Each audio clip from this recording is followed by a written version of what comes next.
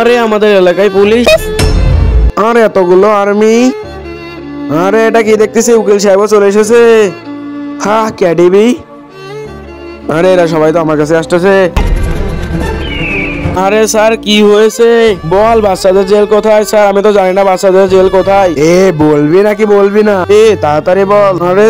আরে স্যার কি, আমাদের কাছে টাইম নেই, তাড়াতাড়ি বল। হ্যাঁ তাড়াতাড়ি বল, বলবি নাকি বলবি না?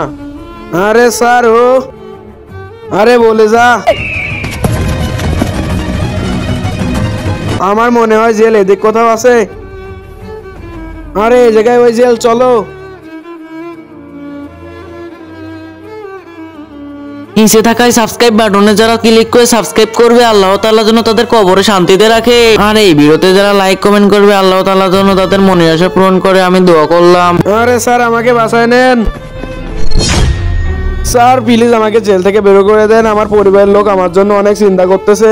জেল থেকে বের করবো না তোমার, কারণ তুমি অনেক ক্রাইম করছো। প্লিজ স্যার আমাকে জেল থেকে বের করেন, আমার ভাইয়ের কথা অনেক মনে পড়তেছে আমার। ঠিক আছে, আমরা তোমাকে একটা সুযোগ দিচ্ছি, এই নাও দড়ি।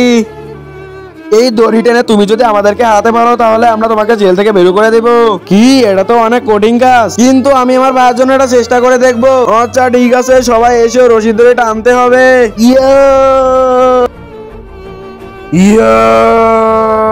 ভাইয়া তুমি শান্ত থাকো, আমি তোমার জন্য খুব তাড়াতাড়ি নিয়ে আসবো।